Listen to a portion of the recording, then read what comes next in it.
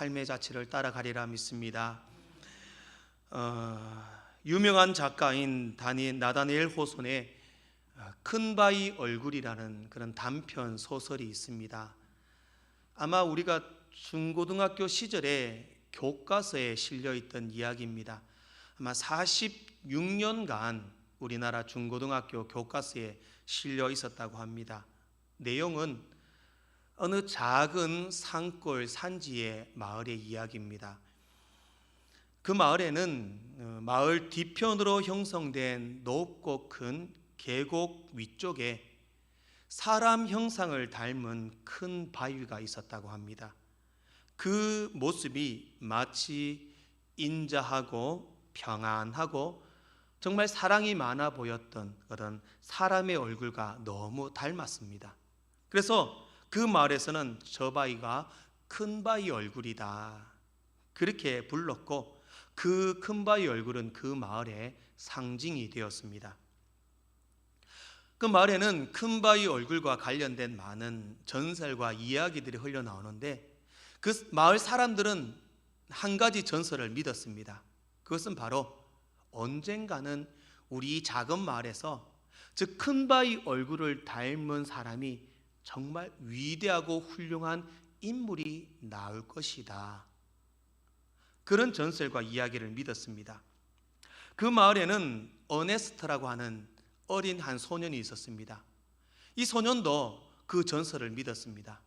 언젠가는 우리 마을에도 저 큰 바위 얼굴을 닮은 훌륭한 사람이 나올 거야, 그렇게 생각하면서 늘 그 큰 바위 얼굴을 보면서 과연 어떤 사람이 나올까? 어떤 훌륭한 사람이 나올까? 우리 작은 마을에도 정말 저 큰 바위 얼굴과 닮은 위대한 인물이 나왔으면 좋겠다, 그러한 기대감을 가지고 늘 그 큰 바위 얼굴을 바라보면서 자랐습니다. 그 어네스트라는 소년은 그 바위를 보면서 성실하게 정말 열심히 주어진 하루하루를 살았지만 그는 그저 평범한 목수일 뿐이었습니다. 그렇게 목수로서 평범하게 살았습니다.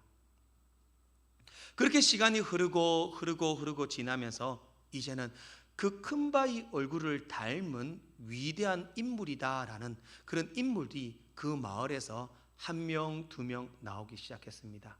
그 사람은 바로 마을에서 큰 부자였고, 또 부자가 나와서 큰 바위 얼굴을 닮은 위인이다 그런 얘기도 했고, 또 위대한 장군도 나왔고, 훌륭한 정치가도 나왔고, 사람에게 인기를 누렸던 시인도 나왔습니다. 그러나 그렇게 등장했던 모든 사람들이 큰 바위 얼굴을 닮은 훌륭한 사람이다, 그런 이야기와 사람들의 관심을 모았지만 결국 그들도 그렇게 큰 바위 얼굴을 닮은 위인이 되지 못했습니다. 그렇게 시간이 흐르고 이제 그 소년이었던 어네스트도 이제 늙은 노인이 되었습니다. 백발이 화려한 그런 늙은 할아버지가 되었습니다. 어네스트는 늙어서도 성실히 자기의 일을 하며 살았습니다. 동네 아이들에게 재미있는 이야기를 들려주는 따뜻한 할아버지였습니다. 그랬던 어네스트가 하루는 동네 사람들을 모아놓고 동네 사람들 앞에서 연설을 할 그런 기회가 있었습니다. 그렇게 사람들 앞에 연설을 하고 있는데 갑자기 그 어네스트의 연설을 듣던 청중 중에 한 명이 이렇게 소리치는 것이었습니다. 여러분 보십시오. 지금 저 앞에서 여러분을 향해 연설을 하는 저 어네스트 할아버지가 큰 바위 얼굴과 똑같이 생겼습니다. 그렇게 소리를 치는 것이었습니다. 사람들은 그 소리를 듣고 어네스트를 바라봤습니다. 정말 그랬습니다. 인자하고 멋지게 늙은 어네스트의 모습이 정말 그 큰 바위 얼굴과 비슷하게 생겼던 것입니다. 어네스트는 비록 세상적으로 이룬 것도 없고 많은 돈을 번 사람도 아니고 명예를 얻은 것도 아니고 유명한 인물도 아니었습니다. 그러나 그냥 그는 주어진 자기의 삶 속에서 최선을 다하여 살았고 사랑이 많은 할아버지, 인자한 할아버지로 그렇게 살았습니다. 그랬던 그가 평생을 저 큰바위 얼굴을 바라보면서 과연 큰바위 얼굴을 닮은 위인은 누구일까 기다리며 살았는데, 정작 그 큰바위 얼굴을 닮은 훌륭한 사람은 바로 어네스트 자신이었던 것입니다. 이 짧은 소설인 그냥 이야기지만 우리에게 시사하는 내용이 매우 큰 글인 것 같습니다. 과연 우리는 이 땅을 살아가면서 무엇을 바라보고 무엇을 소망하며 무엇을 기대하며 살아가는가? 그 바라보는 것에 따라서 우리의 인생이 달라질 수 있다는 사실을 믿을 수 있기를 바랍니다. 오늘 이 어네스트라고 하는 소녀는 그 큰바위 얼굴을 바라보면서 큰바위 얼굴을 닮은 위대한 사람은 누구일까 그렇게 고민하며 살았지만 결국 그 큰바위 얼굴을 닮았던 사람은 바로 어네스트 자신이었고, 그 마을에서 가장 훌륭하고 위대한 인물로 날 수 있었던 사람이 바로 어네스트였다라는 것입니다. 사랑하는 성도 여러분, 여러분은 지금 무엇을 바라보며 살아가고 있습니까? 우리가 정말 어네스트처럼 내가 바라보고 있는 그것에 관심을 두고 집중하며 살아간다면 그것이 우리의 인생을 좌우한다고 생각합니다. 오늘 성경에서는 믿음의 백성들이 바라보아야 할 대상을 믿음의 주요 또 온전하게 하시는 이인 예수를 바라보자, 그렇게 말씀합니다. 우리 인생에 승리하는 인생, 꿈과 비전을 이루는 아름다운 인생이 되려면 믿음의 주요 우리를 온전하게 하시는 예수를 바라보라. 이 땅을 살아가는 사람들이 예수를 바라보라 그렇게 말을 한다면 어떻게 바라봅니까? 무엇을 보아야 예수를 봅니까? 라고 말할 수 있을 것입니다. 사람들은 정말 우리가 소망하고 바라는 어떤 것을 기대하고 바라보기보다는, 현대를 살아가는 사람들은 오히려 텔레비전을 많이 바라보고 스마트폰을 많이 바라보고 성공과 부여와 명예와 다른 이웃의 잘됨을 바라보며 부러워하는 것이 오늘 우리의 인생입니다. 너무 헛되고 허무한 인생일 수밖에 없습니다.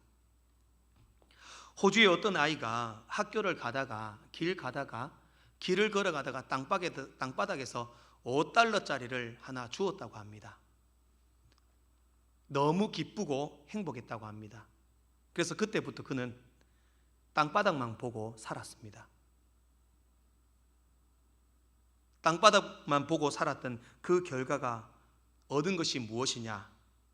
평생 얻은 것이 단추 29,519개. 땅바닥만 보고 걷다니 단추 29,519개를 얻었답니다. 그리고 머리핀 54,172개, 그리고 수천 개의 동전을 얻었다고 합니다. 너무 불쌍하고 허무한 인생입니다. 땅만 바라보고 사는 불쌍한 인생, 세상만 바라보고 사는 허무한 인생, 썩어져 없어질 유한한 이 땅을 바라보는 의미 없는 인생.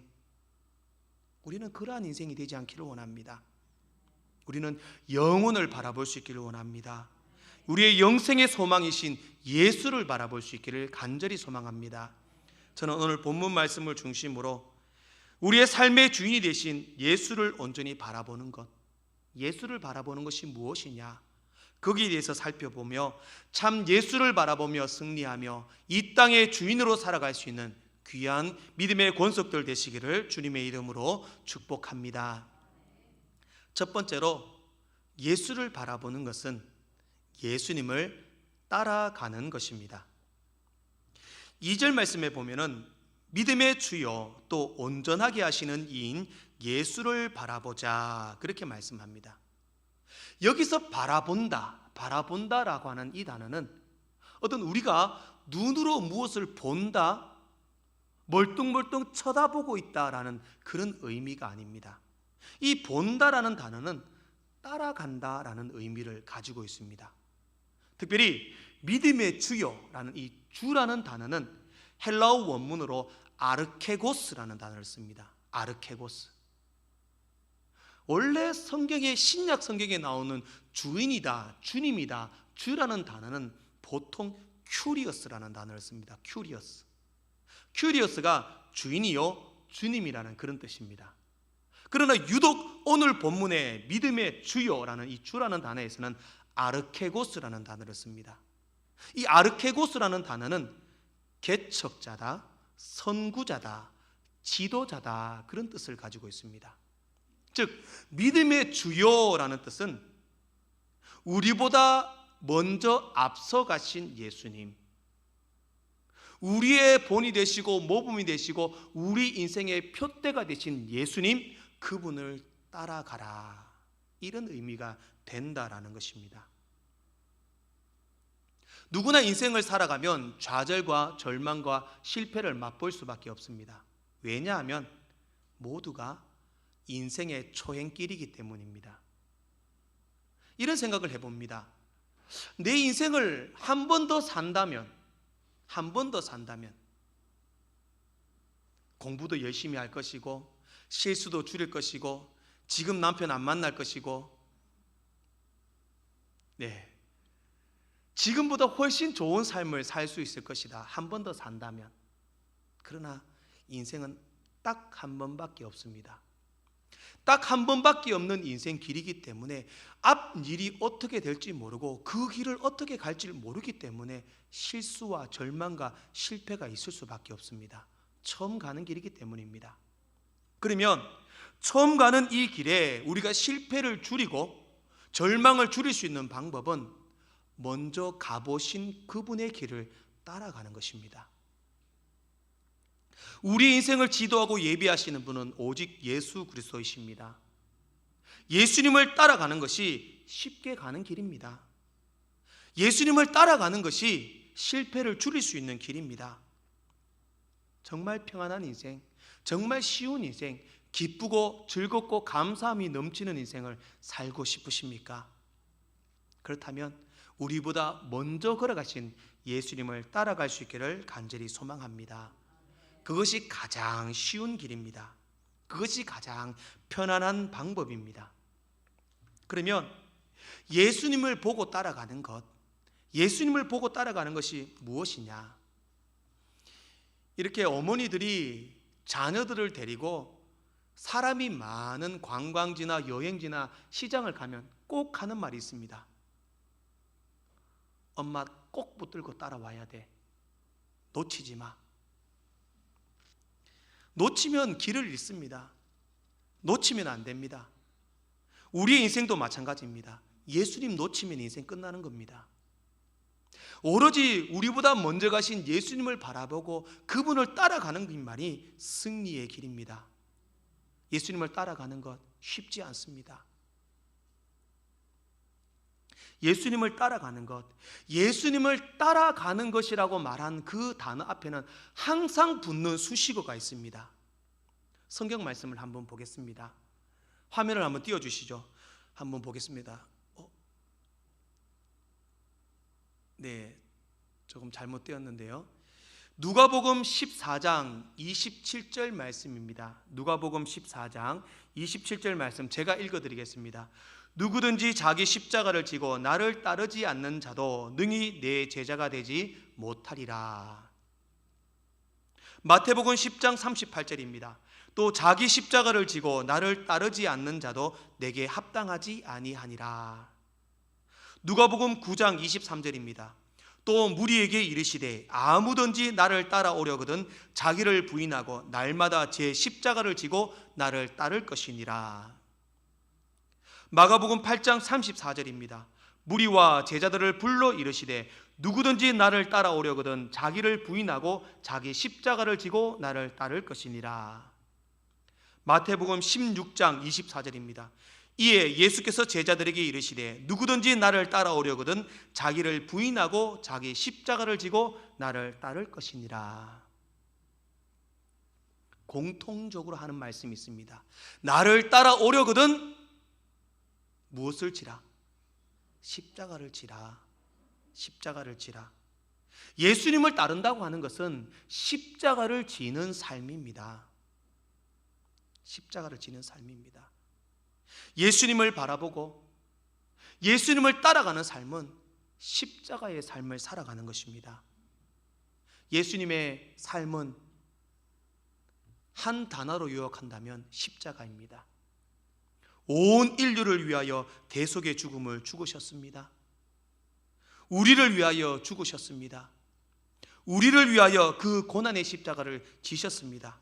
결국 그 십자가를 지심으로 완성된 구원을 이루셨습니다.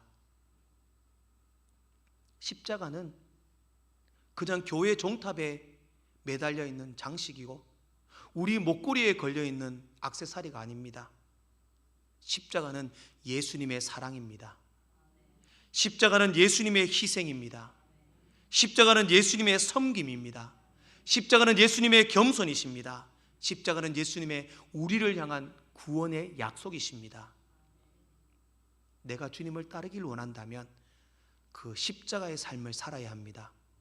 예수님이 그랬던 것처럼 사랑하시길 바랍니다. 희생하시기를 바랍니다. 섬기시기를 바랍니다. 겸손하시기를 바랍니다. 영생의 소망을 확신하시기를 소망합니다. 오늘 우리가 예수님을 바라보고 그분을 닮아가는 삶을 살기를 원한다면 십자가를 지고 예수님을 따라가는 삶, 십자가를 지는 삶, 그렇게 주님 앞으로 믿음으로 그분을 바라보며 십자가를 지는 귀한 믿음의 권속들 되시기를 소망합니다. 두 번째로 예수님을 바라보는 것은 아직은 미완성이지만 완성되어 간다는 것을 의미합니다. 2절 말씀을 보면은 우리가 따라가며 본받아야 할 예수님은 우리를 온전하게 하시는 이다, 그렇게 말씀합니다. 온전하게 한다는 뜻은 완성시킨다, 그런 뜻을 가집니다. 즉 예수님을 따라가면 예수님께서 우리의 인생을 완성시킨다라는 의미입니다. H.P. 텐 하르트라고 하는 분은 그의 책에서 예수는 내 인생의 개척자인 동시에 완성자이시다, 그렇게 쓰고 있습니다. 내가 아무리 내 인생을 완성시키고 내 인생을 아름답게 만들어 가려고 노력해도 우리에게는 한계가 있습니다. 절대로 우리는 우리의 인생을 완성할 수 없습니다. 어쩔 수 없이 우리는 죽을 수밖에 없는 죄인이기 때문입니다.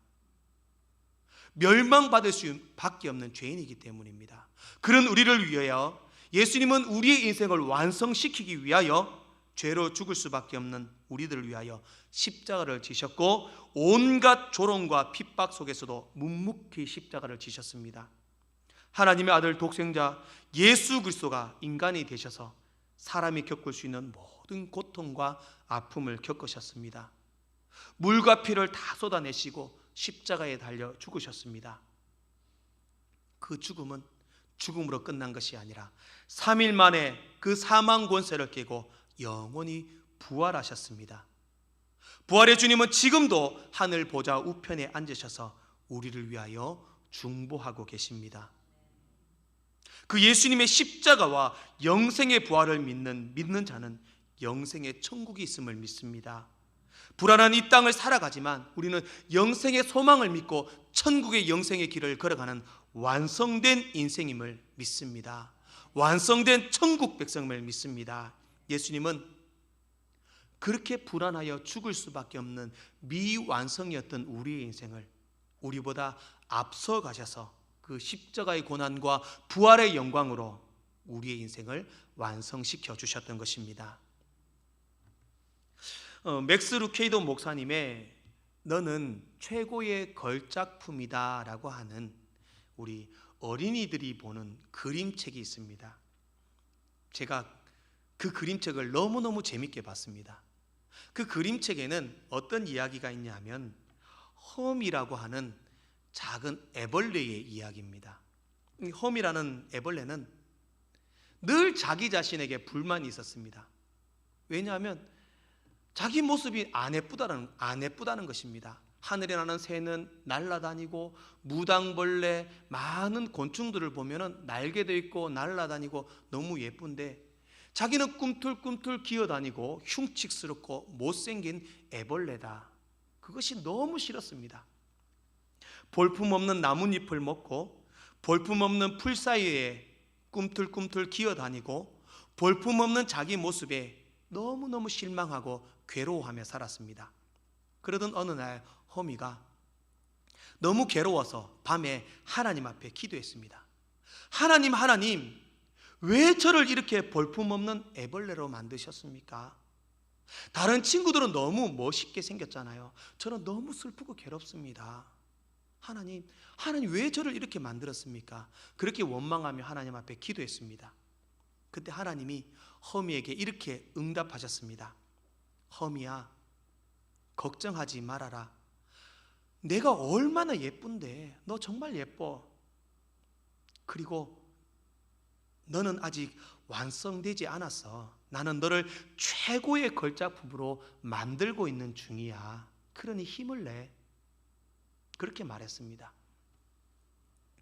그리고 호미는 얼마 지나지 않아 애벌레에서 번데기가 되었고, 번데기에서 정말 아름다운 날개짓을 하며 훨훨 나르는 아름다운 나비가 되었습니다. 나비가 된 후 허미는 깨달았습니다. 하나님께서 너는 완성되지 않았단다. 나는 너를 최고의 걸작품으로 만드는 중이야. 그렇게 말씀하시는 하나님의 말씀을 깨닫게 되었습니다. 사랑하는 성도 여러분, 오늘 우리는 완성되지 않았습니다. 상처가 있고 약점이 있고 아픔이 있고 고통이 있고 말할 수 없는 여러 가지 사연이 있을지라도 여러분들은 완성되지 않았습니다.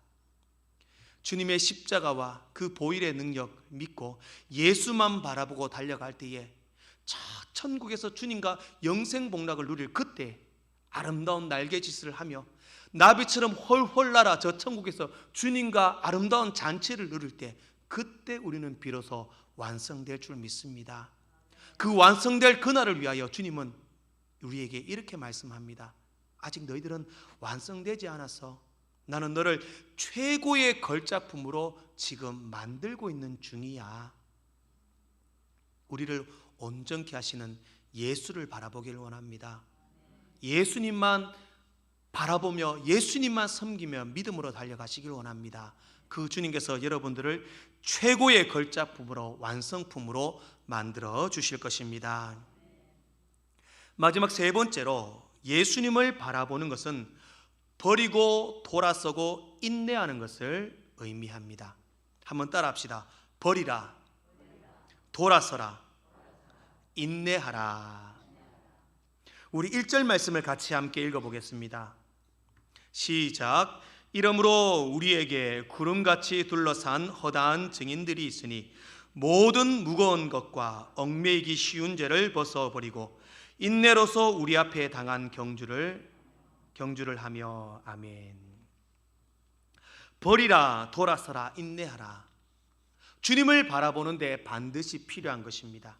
버린다는 것은 예수님을 믿는데 예수님을 바라보는데 방해되는 것을 버리라라는 것입니다.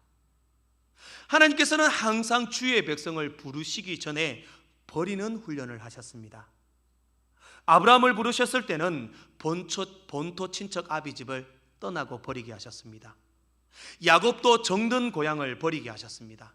요셉도 모든 것을 버리고 애굽의 종으로 살게 하셨습니다. 모세도 마찬가지였습니다. 이집트의 왕자라는 직분을 버리고 하나님의 그 광야에서 훈련받는 시간이 있었습니다. 주님을 바라보기 위해서는 내게 예수를 믿는 것에 불필요한 모든 것은 버려야 합니다. 제가 좋아하는 사자성어 가운데 견월망지라는 그런 사자성어가 있습니다. 견월망지 들어보셨습니까? 견, 볼견자, 달월자, 잊을 망자, 손가락지. 그래서 달을 보려면은 달을 가리키는 손가락을 잊어버려라. 그런 내용의 이 사자성어입니다. 우리가 달을 보려면 이렇게 손가락으로 달을 가리킵니다. 달을 봐야 하는데 정작 그 달보다는 달을 가리키고 있는 손가락을 본다는 겁니다. 그 손가락을 보기 때문에 큰 달을 볼 수 없다, 이런 의미입니다. 즉 우리가 예수를 바라보기 위해서는 예수를 바라보는데 방해되는 손가락과 같은 존재를 잊어버리고 버려야지만 예수를 바라볼 수 있습니다. 이런 사람이 있습니다. 나 예수 믿습니다. 나 교회가 좋습니다. 하나님도 믿습니다. 그러나 나는 누구누구 집사가 너무 싫습니다. 누구누구 성도가 보기 싫어서 교회 못 가겠습니다. 그것부터 버려야 합니다. 제대로 예수를 바라보고 하나님이 원하시는 믿음의 길을 걷길 원한다면 방해되는 모든 것을 버려야 합니다. 예수만 바라봐야 합니다. 예수를 바라보는 모든 보는 것에 불필요한 것들 버려야 합니다. 내 환경과 형편과 처지, 다른 주위의 사람들 그 어떤 것도 바라보지 말고 예수만 바라볼 수 있기를 소망합니다. 그리고 예수를 바라보는데 방해된 것을 버린 후에는 이제는 돌아서야 합니다.